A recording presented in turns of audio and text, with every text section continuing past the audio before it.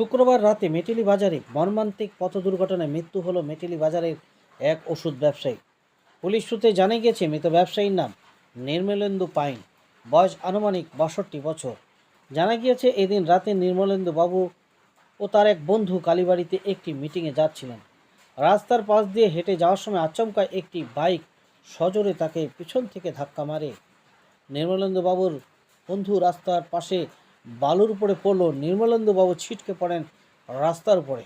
গুরুতর আহত অবস্থায় দুজনকেই চালসার মঙ্গলবাড়ি গ্রামীণ হাসপাতালে নিয়ে যাওয়া হয়। সেখান থেকে তাদেরকে রাত 10টা নাগাদ মালবাজার সুপার স্পেশালিটি হাসপাতালে রেফার করা হয়। মালবাজার সুপার স্পেশালিটি হাসপাতালে নিয়ে আসা হলে কর্তব্যরত চিকিৎসকেরা নির্মলেন্দু বাবুকে মৃত বলে ঘোষণা করেন। জানা যায় নির্মলেন্দু বাবু বিভিন্ন ধরনের সামাজিক কাজের সাথে যুক্ত ছিলেন। স্বাভাবিকভাবেই তার আকস্মিক মৃত্যুতে এলাকায় শোকের ছায়া নেমে এসেছে।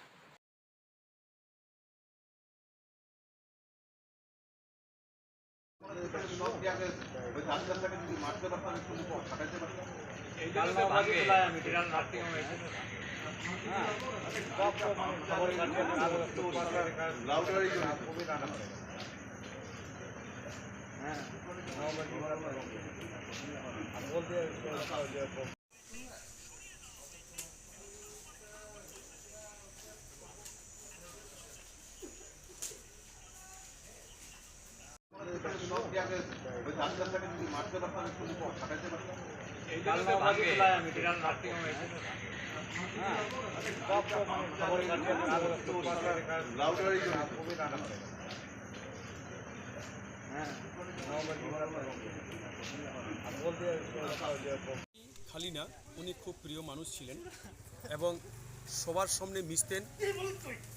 যে কোনো কাজে, সামাজিক কাজে হোক এবং খেলাধুলা বলেন, ইভেন সমস্ত ধরনের কাজকর্মের সঙ্গে যুক্ত থাকতেন। এই জন্য এই মানুষ খুবই প্রিয় মানুষ। আজকে একটা হঠাৎ বাইকওয়ালা একটা স্পিডে এসে ধাক্কা মারে এবং তার আজকে এই অবস্থা আর কি আমরা দেখতে পাচ্ছি। তাতে খুবই শোকাহত এবং খুবই মেটলির মানুষ এটা নিয়ে খুবই একটা চিন্তা ভাবনায় রয়েছে। এরকম মানুষ এইভাবে হঠাৎ মারা যায়, এটা ভাবনা চিন্তার বাইরে। দাদা, এই যে বিভিন্ন সময় দেখা যায় স্পিডে বাইক চলাচল করে, খুবই দুরন্ত গতিতে বাইক চলাচল করে, কি বলবেন এই ব্যাপারে? হ্যাঁ, এটা দেখা যায়, মাঝে মাঝে এরকম দেখা যায়, সব জায়গায় দেখা যায়। এই যে গতিকে নিশ্চয়ই ব্রেক করা উচিত আমি মনে করি। কালীবাড়িতে একটা মিটিং ছিল, তো উনি আরেকজন সদস্যর সাথে হেঁটে হেঁটে যাচ্ছিল। আমি মোটামুটি ধরেন ওনার থেকে 500 মিটার দূরে ছিলাম। তো কিছুটা যাওয়ার পরে দেখলাম যে সব চিৎকার চেঁচামেচি, ভিড়, একটা বাইক ওনাকে মেরে দিয়েছে। প্রচণ্ড রক্ত ছিল, কিছু না বুঝতে পেরে গাড়ি ঠাড়ি কোনো মতে আশেপাশের লোকজন হেল্প করে গাড়ি জোগাড় করে দিল। আমাদেরই ওখানে একজন গাড়ি নিয়ে আসলো, তো চালসাতে নিয়ে আসলাম ডাক্তারটা, পেশেন্টকে।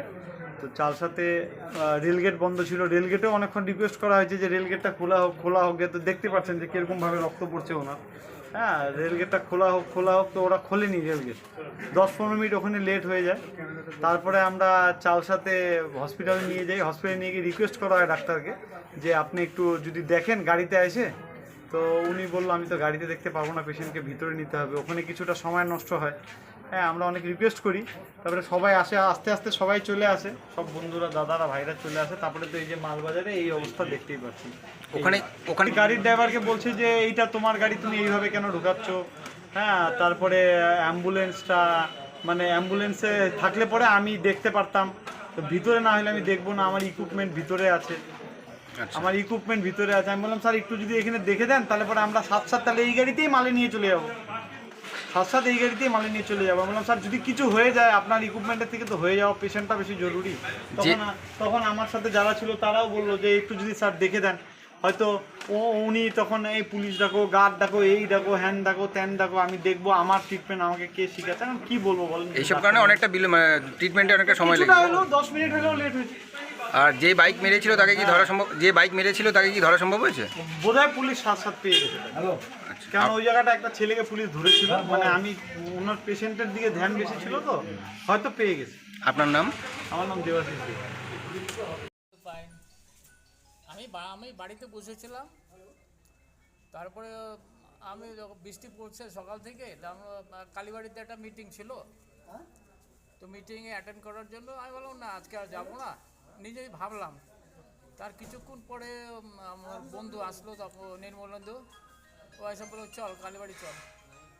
তারপরে আমি বললাম বয়, তাহলে তার প্যান্ট শার্ট লাগানোর পরে আমরা দুজনে ছাতা মাথায় একদম রাস্তার বাঁ সাইড থেকে হাঁটতে হাঁটতে জুবলি ক্লাবের সামনেই আমাদের পিছন থেকে একটা বাইক এসে দুজনের মাঝখান থেকে আমাদেরকে ধাক্কা মারে। আমি লেফট সাইডে মাটির স্তূপের মধ্যে পড়ে যাই, আর আমার বন্ধু একেবারে মাঝ রাস্তায় পড়ে যায়।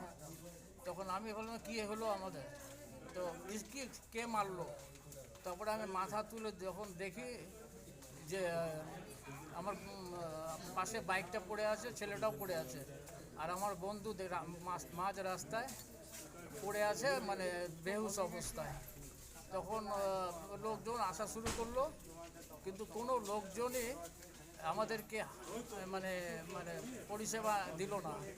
তখন আমি বাধ্য হয়ে আমার এই পায়ের এই অবস্থা নিয়ে আমি হাঁটতে হাঁটতে ওই পাশের একটা দোকান ছিল, মোবাইল দোকানে গিয়ে বসলাম। তারপরে দুটা ছেলে আমাকে একটা কাপড় দিল, কাপড় দিয়ে আমি ওই মাথার মধ্যে একটা চেপে বসেছিলাম। তারপরে একটা অটো ডেকে আমাকে নন্দী মেডিকেল ওখানে যাই, ও আমাকে ফার্স্ট এড করে। ফার্স্ট এড করার পরে ওষুধ টষুধ যা দেওয়ার দিয়ে দিল। তারপরে আমি বাড়িতে চলে আসলাম। তারপরে আমাদের কালীবাড়ির কমিটির লোকজন গাড়ি নিয়ে আসলো। আসার পরে ওরা বললো চল মালবাজারে তোকে দেখা নিয়ে আসবো। আমি বললাম আমার তো তেমন কিছু সিরিয়াস নাই। উনি কি তাও ঘটনা- ওরা উনি কি ঘটনাস্থলে মারা গেছিলেন? তখন হ্যাঁ স্পটে মারা গেছিল। স্পটে মারা গেছে আমি বলতে পারবো না, কিন্তু সেন্সলেস ছিল। চুপ করে দেখলাম যে বাইকওয়ালাও সেন্সলেস, ও সেন্সলেস। তখন আমি তো কি জায়গায়? অ্যাড্রেসটা বলুন। আমার বাড়ি হচ্ছে আপনার হচ্ছে কালচারাল ক্লাবের পাশে, আর ওনার বাড়ি? আর আমার বন্ধুর বাড়ি হচ্ছে আপনার কভারটিপ মোড়ে লেফট সাইডে আছে, ওদের ওষুধের দোকান আছে, পারুল মেডিকেল। আমাদের মানে